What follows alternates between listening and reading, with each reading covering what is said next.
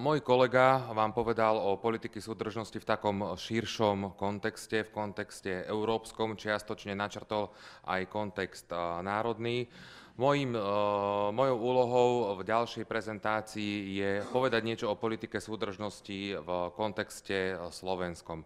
Ako bude táto politika implementovaná, hlavne sa zameriam v mojej prezentácii na jednotlivé oblasti, ktoré budú v nasledovnom programovom období podporované a financované.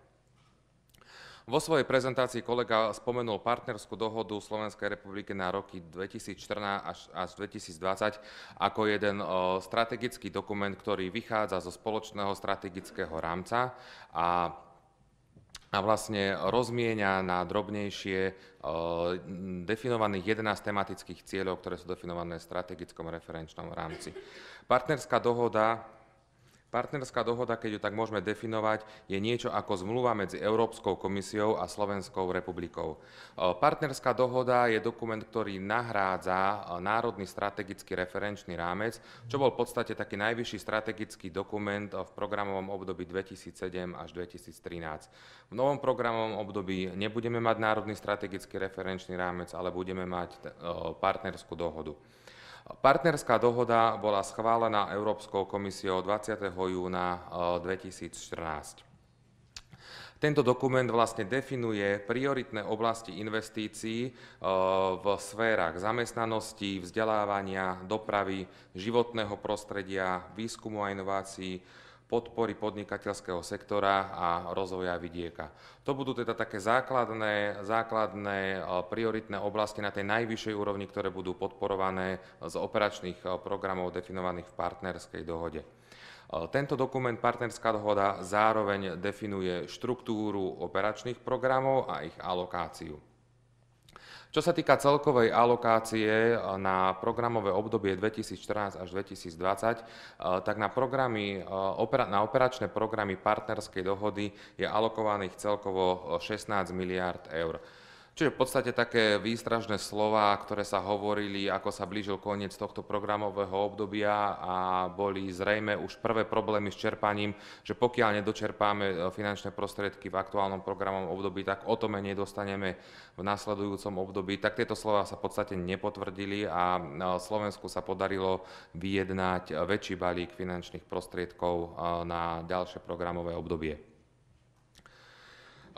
Partnerská dohoda definuje operačné programy nie len na národnej úrovni, ale definuje aj kooperačné programy, čo sú v podstate operačné programy alebo programy cezhraničnej spolupráce na cezhraničnú úroveň. Tieto ale nebudú súčasťou mojej prezentácie, o týchto vám povie viacej moja kolegyňa. V krátkosti by som ešte zrekapituloval, kde sa nachádzame v súčasnosti z pohľadu času. Načrtol to môj kolega. Ja by som to možno ešte trošku priblížil a trošku bližšie definoval prostredníctvom tohto slajdu. Tá červená ikonka nám vlastne ukazuje ten moment, kde sa v čase nachádzame teraz. Čiže ako môžeme vidieť, máme za sebou schválenie operačných programov vládou Slovenskej republiky. Tieto operačné programy boli schválené na dvoch rokovaniach, a to 16. apríla a 14. mája. Odtedy vlastne prebiehalo pripomienkovacie konanie zo strany Európskej komisie. 20. júna v podstate bola schválená partnerská dohoda zo strany Európskej komisie, ktorá vlastne finálne potvrdila prioritné oblasti definované v partnerskej dohode a balík finančných prostriedkov.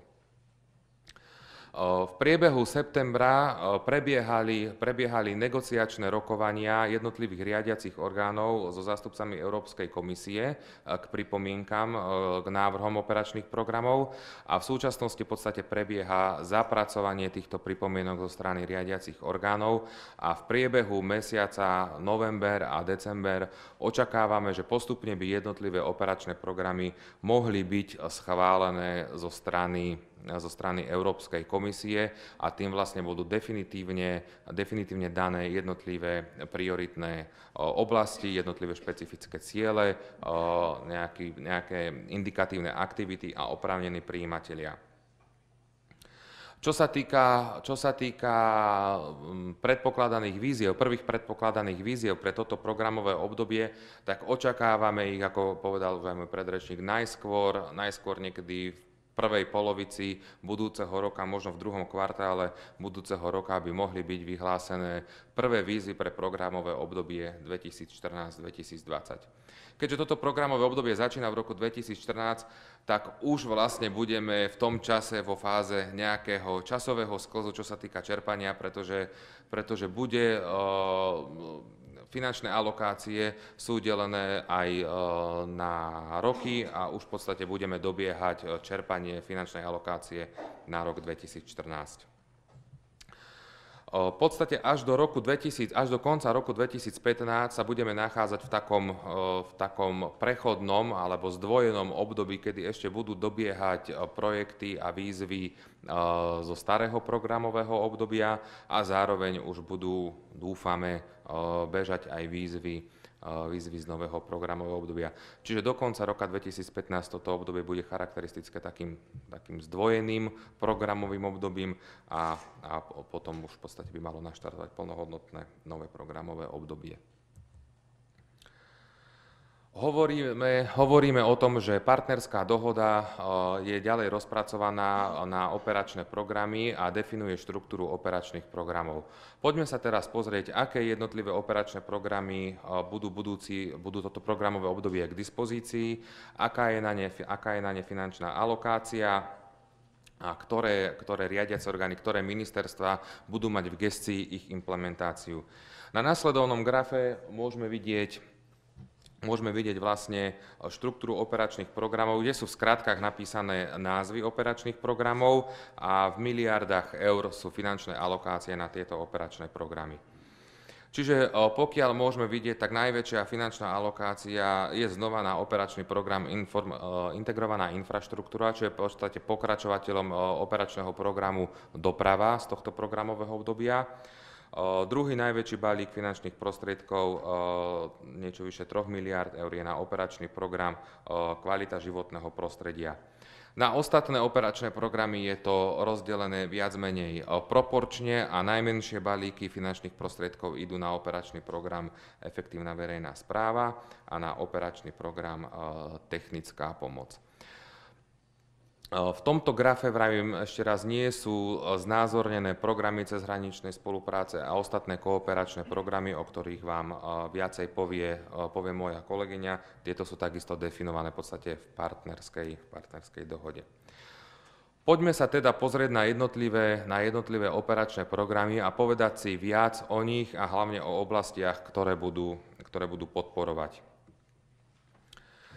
Integrovaný regionálny operačný program. Je to v podstate operačný program, ktorý asi najviac zaujíma zástupcov verejnej správy, keďže je istým pokračovateľom regionálneho operačného programu z tohto programového obdobia. Finančná alokácia na tento operačný program je niečo cez 2 miliardy eur a riadiacim orgánom naďalej zostane Ministerstvo pôdohospodárstva a rozvoja vidieka. Čo sa týka orgánov zapojených do implementácie tohto operačného programu, tak ich bude výrazne viacej, ako to bolo v tomto programovom období, kedy okrem riadiaceho orgánu pribudnú sprostredkovateľské orgány, čiže každá jedna vúcka bude navyše sprostredkovateľským orgánom. Pre udržateľný rozvoj miest bude zároveň každé jedno krajské mesto sprostredkovateľským orgánom a ešte pre jednu prioritnú os bude sprostredkovateľským orgánom Ministerstvo kultúry. Poďme sa bližšie pozrieť na jednotlivé oblasti, ktoré bude podporovať integrovaný regionálny operačný program. Snažil som sa vám každú jednu z týchto oblastí načrtnúť aj graficky, aby vám tak lepšie zostala v pamäti ako len suchý text zobrazený na slajde. Čiže prvá jedna veľká oblasť, ktorá bude podporovaná z tohto operačného programu, bude bezpečná a ekologická doprava v regiónoch. Ako naznačuje, že aj ten obrázok, bude jednak podporovaná cestná infraštruktúra, a to cesty 2. a 3. triedy, ktoré sú v gestii obcí, ale budú podporované aj aktivity týkajúce sa ekologickej verejnej a hromadnej dopravy. Ďalšia oblasť, ktorá bude podporovaná, bude zlepšenie kvality života v regiónoch s dôrazom na životné prostredie. Tuto budú podporované rôzne aktivity súvisiace so zvyšovaním kvality životného prostredia a so znižovaním negatívnych dopadov na životné prostredie. Obrázok v strede tohto slajdu hovorí o tom, že jedna z oblastí, ktoré budú podporované, bude aj podpora kultúrneho a kreatívneho priemyslu. Kultúrny a kreatívny priemysel je takým novým pojmom v tomto programovom období a bude podporovaný prostredníctvom dvoch operačných programov v istom smere. Viacej si potom o tom povieme v doobedňajšom bloku. V rámci podpory kultúrneho a kreatívneho priemyslu podpora pôjde na budovanie a vznik kreatívnych centier, na podporu kreatívcov so slobodným povolaním a podobne. Efektívnejšie a kvalitnejšie verejné služby bude ďalšia oblasť, ktorá bude podporovaná z integrovaného regionálneho operačného programu. Čo sa týka verejných služieb, tak budú to služby, ako sú sociálne služby, služby týkajúce sa infraštruktúry vzdelávania, kde síce už pôjde nejaký balík peňazí aj do modernizácie školskej infraštruktúry, ale nepôjde to až tak do budov, ako to išlo v tomto programovom období, ale skôr do tej obsahovej náplne, na podporu napríklad odborného vzdelávania a podobne. No a posledná oblasť, ktorá bude podporovaná, je miestny rozvoj riadený komunitou. Toto je oblasť, ktorú poznáme z tohto programového obdobia, najmä z programu rozvoja vidieka, a je to miestny rozvoj založený na prístupe LEADER a na miestnych akčných skupinách. Viac si o tom povieme v ďalšej časti mojej prezentácie. Čiže toľko integrovaný regionálny operačný program. Ďalší operačný program, ktorý bude k dispozícii nasledovných 7 rokov, je operačný program Kvalita životného prostredia s finančnou alokáciou 4,3 miliardy eur. Riadiacim orgánom bude Ministerstvo životného prostredia. V tomto operačnom programe sa vlastne nepredpokladá zapojenie ďalších sprostredkovateľských orgánov. Poďme sa pozrieť na jednotlivé oblasti podpory. Udržateľné využívanie prírodných zdrojov prostredníctvom rozvoja environmentálnej štruktúry bude oblasť, ktorá bude podporovaná prostredníctvom budovania kanalizácií, vodovodov a inej infraštruktúry typu zhodnocovanie odpadov a podobne. Adaptácia na nepriaznivé dôsledky zmeny klímy so zameraním na ochranu povodňami. Oblasť alebo téma povodní je téma, ktorá mnohé mestá, obce trápi čoraz ďalej, tak tým viacej. Takže toto bude takisto svojím spôsobom pokračujúca aktivita z tohto programového obdobia. Podpora riadenia rizik a riadenia mimoriadnych udalostí a odolnosti proti mimoriadnym udalostiam ovplyvnených zmenou klímy bude ďalšia oblasť, a energeticky efektívne a nízkouhlíkové hospodárstvo vo všetkých sektoroch. Energetická efektívnosť a v podstate nízkouhlíkové hospodárstvo je téma, ktorá sa bude niesť tak trochu naprieč viacerými operačnými programami.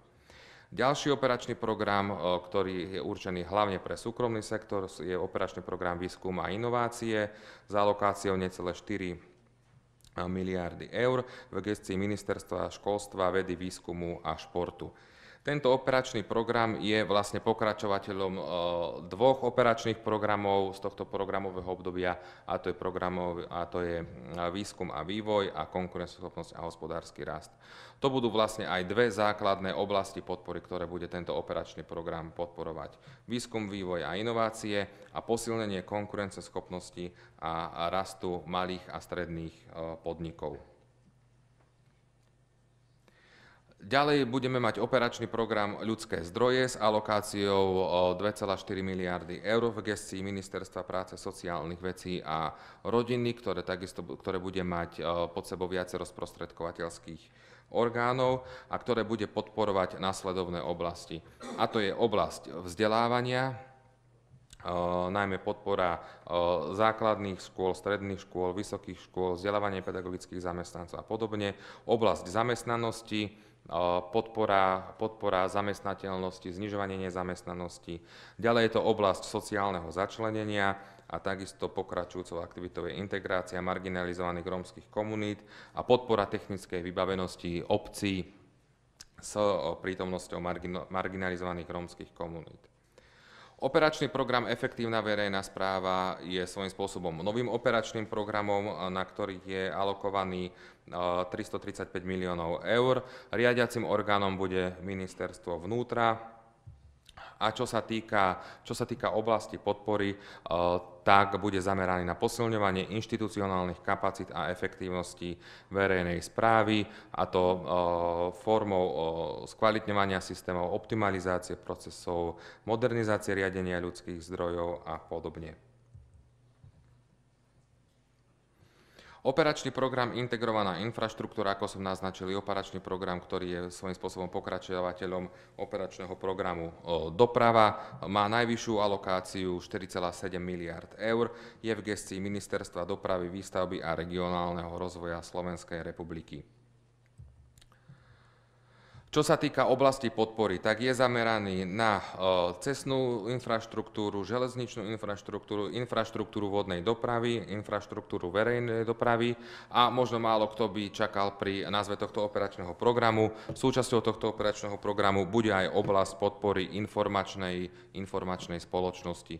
Čiže keď to máme porovnať s aktuálnym programovým obdobím, tak operačný program Informatizácia spoločnosti ako taký v podstate zostal na úrovni jednej prioritnej osy operačného programu Integrovaná infraštruktúra. Čo sa týka infraštruktúrálnych projektov cestnej, železničnej a vodnej dopravy, tieto budú implementované predovšetkým prostredníctvom národných projektov, ktorými žiadatelia budú spoločnosti ako NDSK a podobne.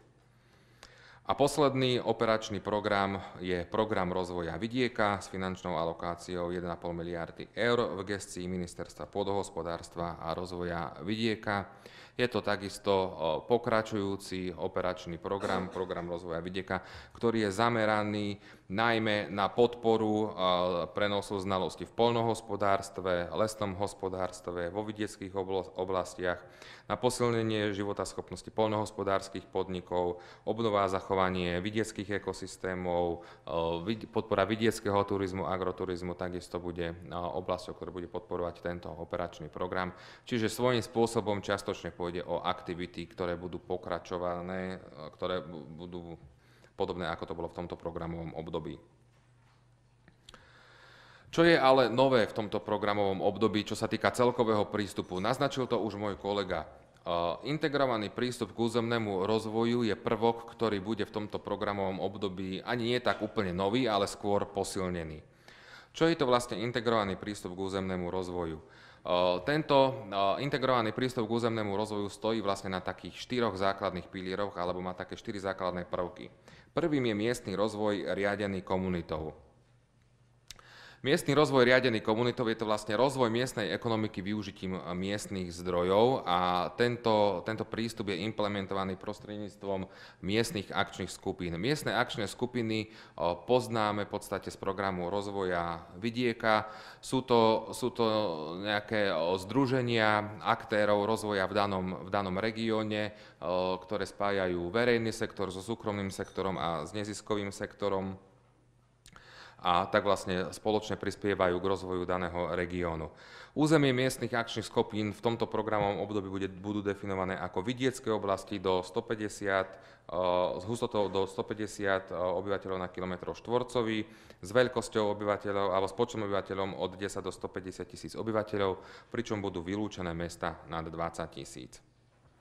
Ďalší prvok integrovaného prístupu k územnému rozvoju sú integrované územné stratégie. Takým hlavným pojmom týkajúce sa tejto oblasti sú RIUSy, regionálne integrované územné stratégie. Tí, ktorí ste tu ako zástupcovia miest, obcí, poprípade VÚCIek, možno aj niektorí zástupcovia súkromného sektora, sa v súčasnosti spolupodielate na tvorbe týchto regionálnych integrovaných územných stratégií. Sú to strategické dokumenty na rozvoj, na realizáciu integrovaných investícií na regionálnej úrovni, pričom tá regionálna úroveň je definovaná na Slovensku ako úroveň VÚCky a je to záväzný strategický dokument pre implementáciu integrovaného regionálneho operačného programu v danom regióne. Tento strategický program vlastne vzniká v partnerstve pre tvorbu a implementáciu, v ktorom sú zastúpené VÚCky, mestá, obce, miestne akčné skupiny, súkromný sektor a mimovládne organizácie. Tieto vlastne definujú nejaké základné prvky rozvoja daného regiónu, ktorý bude môcť byť ďalej financovaný z integrovaného regionálneho operačného programu. Podobný prvok ako RIU-SIS je udržateľný rozvoj miest, čo je ale prvok udržateľného rozvoja miest a má napomôcť mestám vytvoriť atraktívnejšie, zdravšie prostredie. Udržateľný rozvoj miest je vlastne podporovaný prostredníctvom integrovaných územných stratégií. Je to prvok rozvoja miest, pričom na Slovensku sa toto bude týkať 8 miest, a to sú krajské mestá: Bratislava, Košice, Banská Bystrica, Žilina, Nitriť, Trenčín a Trnava. A bude sa realizovať ako súčasť modelov regionálnych integrovaných územných stratégií. Čiže každá takáto regionálna stratégia bude musieť obsahovať aj samostatnú strategickú časť venovanú udržateľnému rozvoju miest. A posledný prvok integrovaného prístupu k územnému rozvoju sú integrované územné investície a je to v podstate prvok, ktorý bude umožňovať prípravu a vytváranie integrovaných investícií v tom zmysle, že bude ich možné financovať z viacerých operačných programov, z viacerých opatrení a prostredníctvom viacerých fondov, štrukturálnych fondov. To je teda integrovaný prístup k územnému rozvoju. A posledný prvok, ktorý bude posilnený v novom programovom období, bude zvýšené využívanie finančných nástrojov. Čo sú to finančné nástroje? V tomto programovom období sme vlastne všetci zvyknutí na nenávratné zdroje financovania. To znamená, žiadateľ, bez ohľadu na to, či to verejný alebo súkromný sektor, dostal nenávratný finančný príspevok. Jeho príspevok finančný bol vlastne iba formou spolufinancovania. Inovatívne finančné nástroje sú vlastne návratné zdroje financovania a tým pádom sa jedná o účinný spôsob vynakladania a využívania zdrojov politiky súdržnosti. Tieto finančné nástroje budú poskytované formou rôznych požičiek, záruk, kapitálu a iných zabezpečovacích mechanizmov a mali by byť určené predovšetkým pre potenciálne životaschopné projekty, ktoré majú ekonomickú návratnosť, týkajú sa zrejme viacej súkromného sektora ako verejného sektora. Tento princíp vlastne bude umožňovať tzv. recykláciu fondov. To bolo tak v skratke o partnerskej dohode a operačných programov a jednotlivých prioritných oblastiach, ktoré budú podporované v tomto programovom období. Podrobnejšie k jednotlivým špecifickým cieľom a aktivitám sa budeme venovať v poobedňajšom bloku. Ja by som vám teraz chcel poďakovať za pozornosť a odovzdám slovo mojej kolegyni Daniele Olejárovej.